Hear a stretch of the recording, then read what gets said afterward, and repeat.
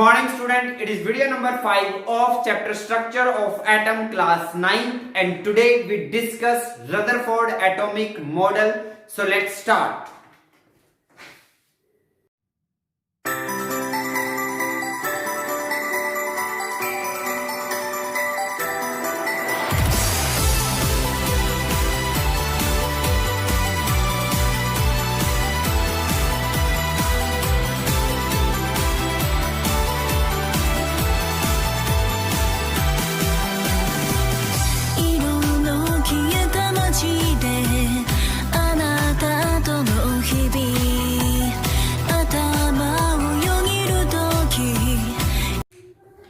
तो चलिए हम स्टार्ट करते हैं रदरफोर्ड एटॉमिक मॉडल। जी हाँ, रदरफोर्ड ने अल्फा स्कैटरिंग एक्सपेरिमेंट किया जो हमने वीडियो नंबर 3 और 4 में डिस्कस किया। उन्होंने कुछ ऑब्जर्व किया और कुछ कंक्लूजन निकाले। क्या ऑब्जर्वेशन उन्होंने की ये सब आपको पता ही होगा, मैं जल्दी से रिपीट कर देता हूं। उसने देखा कि almost all alpha particle straight pass हो जाती है गोल्ड फॉइल से बिना किसी डिफ्लेक्शन के। थोड़े बहुत अल्फा पार्टिकल ऐसे थे जिनका डिफ्लेक्शन हुआ बट स्मॉल एंगल्स पर, और बहुत ही ज्यादा कम ऐसे अल्फा पार्टिकल्स थे जो रीबाउंड हुए, मतलब जो 180 डिग्री पर डिफ्लेक्ट हुए। मींस वो जिस स्ट्रेट पाथ पर गए उसी स्ट्रेट पाथ पर वापस आए। समझे बात? मतलब 100% में से 95% का डिफ्लेक्शन नहीं हुआ, 2 to 3% अल्फा पार्टिकल्स का डिफ्लेक्शन हुआ बट स्मॉल एंगल्स पर, और ओनली 1% अल्फा पार्टिकल ऐसे थे। 1% मतलब मीन टू से आप ये कह लो कि आउट ऑफ 12,000 अल्फा पार्टिकल सिर्फ एक अल्फा पार्टिकल ऐसा था जो रीबाउंड होता था, जो 180 डिग्री पर वापस आता था। इससे उन्होंने ये पता लगाया कि एक एटम के अंदर ज्यादातर जो स्पेस होता है वो एम्प्टी होता है, और एटम का जो सारा पॉजिटिव चार्ज होता है वो एक ही जगह पर लाई करता है। जे थॉमसन ने क्या बताया था? जे थॉमसन ने बताया था कि पॉजिटिवली चार्ज स्फीयर है, मतलब पॉजिटिव चार्ज एटम के अंदर हर जगह पर है। लेकिन रदरफोर्ड ने क्लियर किया कि पॉजिटिव चार्ज हर जगह पर डिस्ट्रीब्यूट नहीं होता एटम के अंदर, वो एक पर्टिकुलर लोकेशन पर होता है। तो उसी के रिगार्डिंग उन्होंने एटॉमिक मॉडल दिया और उन्होंने 3 बातें बताई एटम के स्ट्रक्चर के बारे में या एटॉमिक मॉडल के बारे में। वो क्या थे, वन बाय वन डिस्कस करते हैं। उन्होंने कहा एटम के अंदर एक पॉजिटिव चार्ज का सेंटर होता है, there is a positively charge centre, और उसका उन्होंने नाम दिया न्यूक्लियस। उसका क्या नाम दिया गया? न्यूक्लियस। तो ये बहुत इंपॉर्टेंट है। न्यूक्लियस की डिस्कवरी किसने की? रदरफोर्ड ने की। इयान्स रदरफोर्ड ने की न्यूक्लियस की डिस्कवरी। क्या कहा रदरफोर्ड ने? रदरफोर्ड ने कहा कि एटम के सेंटर पर एक पॉजिटिवली चार्ज सेंटर होता है, एटम के बिल्कुल सेंटर में पॉजिटिव चार्ज होता है, और जिसको हम क्या कहते हैं? Nucleus. Nearly all mass of the atom reside in the nucleus. Atom का लगभग सारा का सारा मास न्यूक्लियस के अंदर ही होता है। ऑलमोस्ट बोला है, कंप्लीट नहीं बोला है, ऑलमोस्ट। समझ में आ रही बात? तो यानी कि मीन टू से ये बोल रहा है कि ये यहां पर पॉजिटिव चार्ज है। आ रही बात समझ में? ये पॉजिटिवली सेंटर है, ठीक है, और ये हमारा एटम है। बात समझ में आ रही है? अगर ये कंप्लीट एटम की बात हो रही है तो ये हमारा ये पार्ट क्या है? न्यूक्लियस।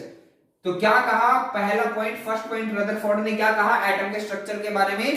कि एटम का सारा पॉजिटिव चार्ज उसके सेंटर पर होता है, और एटम का सारा ऑलमोस्ट कंप्लीट मास कहां लाई करता है? सेंटर के अंदर लाई करता है, और बाकी सारा स्पेस एम्प्टी होता है। नेक्स्ट उन्होंने कहा द इलेक्ट्रॉन्स, जिन पर नेगेटिव चार्ज होता है, revolve around the nucleus in well defined orbit. उन्होंने कहा कि जो इलेक्ट्रॉन होते हैं वो इस न्यूक्लियस के चारों तरफ वेल डिफाइंड ऑर्बिट्स में रिवॉल्व करते हैं। जैसे ये पहली ऑर्बिट हो गई, ऐसे इसको मैं कंप्लीट कर सकता हूं, ठीक है। ये फर्स्ट ऑर्बिट, ये सेकंड ऑर्बिट, ये थर्ड ऑर्बिट, ये fourth orbit and so on. First orbit, समझ आ रही बात? ये कौन सी ऑर्बिट है? First orbit, second orbit, third orbit, fourth orbit, ठीक है। क्लियर बात समझ में आ रही है? क्लियर। वेल डिफाइंड का मतलब अगर किसी इलेक्ट्रॉन की एनर्जी फर्स्ट ऑर्बिट के इक्वल है तो वो फर्स्ट में रिवॉल्व करेगा, कोई इलेक्ट्रॉन सेकंड ऑर्बिट में रिवॉल्व करेगा, कोई इलेक्ट्रॉन थर्ड ऑर्बिट में रिवॉल्व करेगा। क्लियर? तो 2 पॉइंट क्लियर हुए। क्या बताए 2 पॉइंट? एक तो उन्होंने कहा कि एटम का सारा पॉजिटिव चार्ज उसके सेंटर में होता है और उसको हम न्यूक्लियस कहते हैं, और एटम का ऑलमोस्ट कंप्लीट मास कहां पर लाई करता है? न्यूक्लियस के अंदर। इलेक्ट्रॉन कहां होते हैं? तो इलेक्ट्रॉन उस न्यूक्लियस के चारों तरफ रिवॉल्व करते हैं। जैसे हमारी अर्थ सन के चारों तरफ रिवॉल्व करती है ना, ठीक वैसे ही इलेक्ट्रॉन भी न्यूक्लियस के चारों तरफ रिवॉल्व करता है। Third, the size of the nucleus is very small as compare to size of atom. Nucleus का साइज एटम के साइज के कंपैरिजन में बहुत स्मॉल होता है। तो ये हम चाहें तो लिख भी सकते हैं, साइज ऑफ न्यूक्लियस। जो न्यूक्लियस का साइज होता है वो 10 की पावर -15 मीटर तक हो सकता है, बट जो साइज ऑफ एटम होता है, साइज ऑफ एटम वो 10 की पावर -10 मीटर तक हो सकता है। तो आप डिफरेंस देख रहे होंगे, घबराने की जरूरत नहीं है। नेगेटिव में नंबर जितना बड़ा होता है वो एक्चुअली में उतना ही छोटा होता है। तो न्यूक्लियस का साइज एटम के साइज से लगभग 10 की पावर 4 या 10 की पावर 5 टाइम कम होता है। क्या बताया मैंने? न्यूक्लियस का साइज एटम के साइज से 10,000 टाइम या 10 की पावर 5 टाइम स्मॉलर होता है। या अदर वर्ड में बोलूं कि एटम का साइज न्यूक्लियस के साइज से 10,000 टाइम ग्रेटर होता है। बहुत ज्यादा डिफरेंस है। आप इसको अगर मैं एग्जांपल से आपको समझाना चाहूं तो एक बड़ा रूम होता है ना, जो एक बहुत बड़ा रूम होता है, एक नॉर्मल घर पे जो एक रूम होता है वो एटम है, और उस रूम के बिल्कुल सेंटर में एक बिल्कुल सुई की नोक जितना एक ऑब्जेक्ट रखा है, तो वो क्या है? न्यूक्लियस। बात समझ में आ रही है? पूरा रूम क्या है? एक एटम, और उस रूम में एक टेनिस बॉल रखी है छोटी सी सेंटर में, टेनिस बॉल। वो टेनिस बॉल क्या है? न्यूक्लियस। और उस पूरे रूम का मास कहां है? उस पूरे रूम का मास सिर्फ उस बॉल के अंदर है। बात समझ में आ रही है? देखो मैं इसको एग्जांपल से समझाता हूं। ये एक बहुत बड़ा रूम है। बात समझ में आ रही है? ये एक रूम रखा हुआ है, ये रूम है, और इस रूम के बिल्कुल सेंटर में है एक बॉल। रूम के सेंटर में क्या है? बॉल। तो ये बॉल किसका काम करेगी? ये बॉल काम करेगी न्यूक्लियस का। किसका काम करेगी? न्यूक्लियस का। और ये रूम किसका काम करेगा? एटम का। बात समझ में आ रही है?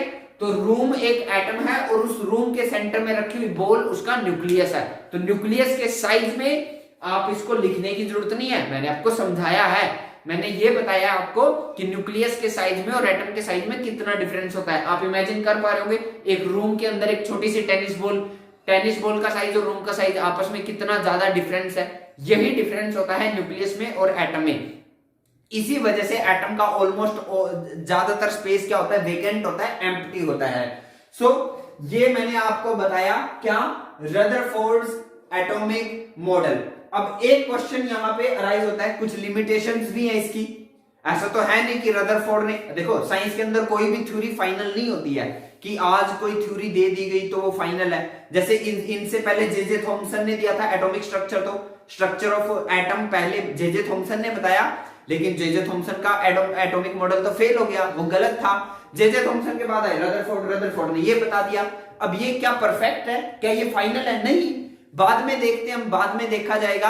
बाद में पता चला कि इसमें भी कुछ लिमिटेशंस है। तो वो लिमिटेशन या drawbacks of Rutherford atomic model क्या है वो हम नेक्स्ट वीडियो में डिस्कस करेंगे। आज के इस वीडियो में इतना ही। Thank you.